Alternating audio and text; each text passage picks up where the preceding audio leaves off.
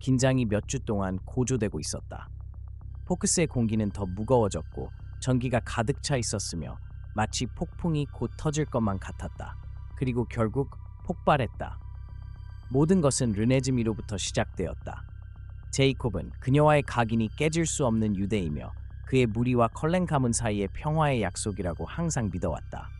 하지만 모든 킬리우트가 그렇게 생각한 것은 아니었다. 어떤 이들에게 르네즈미는 여전히 일그러진 존재였다. 그녀는 인간이 아니었다. 뱀파이어도 아니었다.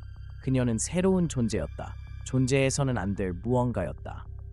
그리고 레아가 르네즈미의 흔적을 라푸시의 경계 가까이에서 발견했을 때 모든 것이 바뀌었다. 그녀와 세스는 멀리서 그녀를 보았다. 벨라와 함께 숲에서 사냥하는 모습을. 그저 흔한 사냥이었다.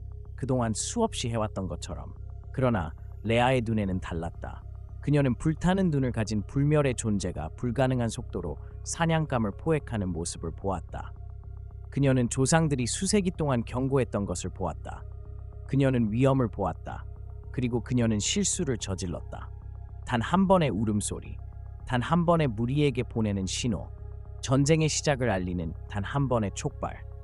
제이콥은 으르렁거리는 소리를 듣자마자 국경으로 달려갔다. 그러나 이미 늦었다. 샘은 이미 도착해 있었고 그 뒤에는 무리가 서 있었다. 그리고 반대편에선 에드워드, 에밋 그리고 제스퍼가 기다리고 있었다. 전쟁은 협상으로 결정되지 않았다. 휴전도 없었다. 교섭도 없었다. 오직 본능뿐이었다. 컬렌들은 물러서지 않았다. 무리도 양보하지 않았다. 그리고 긴장의 순간이 최고조에 달했을 때 첫 번째 피가 흘렀다. 에밋이 먼저 공격했다. 말할 시간도 없었다. 이성적으로 생각할 시간도 없었다. 한 번의 움직임으로 그는 포를 향해 돌진하며 땅을 흔들었다. 발톱이 허공을 갈랐고 송곳니가 깨지지 않는 피부에 부딪혔다. 그리고 순식간에 포크스 전체가 전쟁터로 변했다. 벨라는 보호막으로 르네즈미를 지켰다. 제이콥은 무리에게 멈추라고 외쳤다. 그러나 샘은 듣지 않았다. 들을 수도 없었다. 뱀파이어는 그의 본능적인 적이었다. 그리고 조약은 깨졌다. 누가 시작했는지는 더 이상 중요하지 않았다. 이제 중요한 것은 오직 누가 살아남을 것인가였다. 첫 번째 희생자는 금방 나왔다. 세스가 가장 먼저 쓰러졌다. 그는 싸움을 멈추려 했고 두 편 사이에 서려고 했다. 그러나 제스퍼가 늑대가 앨리스를 향해 돌진하는 것을 느꼈을 때 그는 본능적으로 반응했다. 단 한 번의 움직임, 단 한 번의 뼈가 부러지는 소리. 그리고 세스는 다시 일어나지 않았다. 레아가 분노의 포효를 내질렀다. 에밋은 그녀의 도약을 느끼고 피하려 했지만 그녀가 더 빨랐다. 그녀의 송곳니가 그의 목을 꿰뚫었다. 그리고 눈이 붉고 검은색으로 물들었다. 제이콥의 울부짖음이 숲을 뒤흔들었다. 그러나 이제는 멈출 방법이 없었다. 전쟁은 이미 시작되었다. 그리고 심지어 앨리스조차도 그 끝을 볼 수 없었다. 나무들은 충격이 닿을 때마다 떨렸고 눈은 피와 뿌리째 뽑힌 흙으로 물들었다. 수년간 미묘한 균형을 유지해온 포크스의 숲은 이제 전쟁터가 되어 있었다. 명령은 없었다. 전략도 없었다. 오직 이빨과 발톱, 돌처럼 단단한 피부와 독의 충돌뿐이었다. 그리고 매 순간마다 누군가가 쓰러졌다. 제이콥은 자신이 이기길 바라는지 지길 바라는지도 모른 채 싸웠다. 한쪽에는 그의 무리, 그의 가족. 다른 한쪽에는 르네즈미, 그가 목숨까지도 바칠 수 있는 존재. 그리고 결코 이 상황을 용서하지 않을 단 한 사람. 하지만 선택은 더 이상 그의 것이 아니었다. 샘은 더 이상 이성을 듣지 않았다. 제스퍼는 더 이상 망설이지 않았다. 그리고 그 순간 레아가 벨라에게 달려들었다. 벨라는 눈치채지 못했다. 그녀의 방어막은 르네즈미를 보호하기 위해 확장되었지만 그녀 자신의 몸은 무방비 상태였다. 레아는 두려움을 모르는 늑대처럼 발톱을 뻗은 채 뛰어들었다. 그리고 에드워드가 그녀를 막아섰다.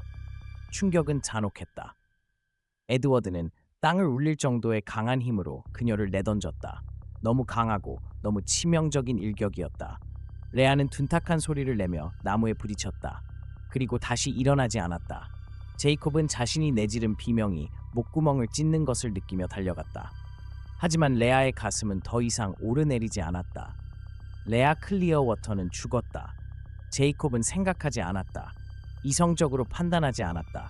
그저 본능적으로 움직였다. 그리고 온몸에 가득 찬 분노로 에드워드에게 돌진했다.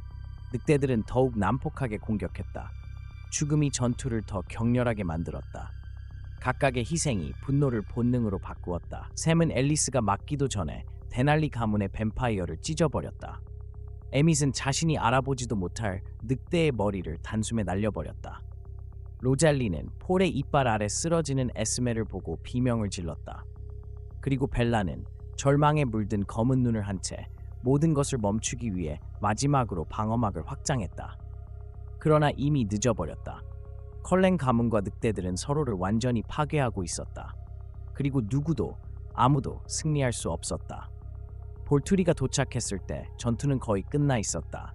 아론은 마치 잊혀진 폐허를 탐험하는 듯한 표정으로 시체들 사이를 걸어갔다. 그는 찢어진 시신들, 쓰러진 늑대들, 눈 위에 죽어있는 뱀파이어들을 흥미롭게 바라보았다.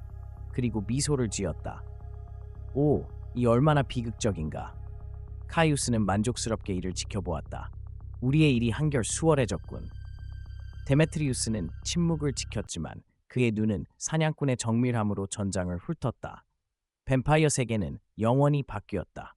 그리고 볼투리의 권위에 도전했던 유일한 존재, 컬렌 가문은 더 이상 존재하지 않았다.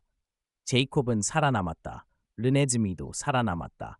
그러나 제이콥이 그녀를 아로의 품 안에서 바라보았을 때 그녀의 눈이 자신이 이해할 수 없는 감정으로 빛나는 것을 보며 그는 그녀를 잃었다는 것을 깨달았다. 볼테라는 새로운 공주를 맞이했다. 포크스에서의 전쟁은 끝났다. 그리고 컬렌 가문은 이제 단지 기억 속에서만 존재할 뿐이었다.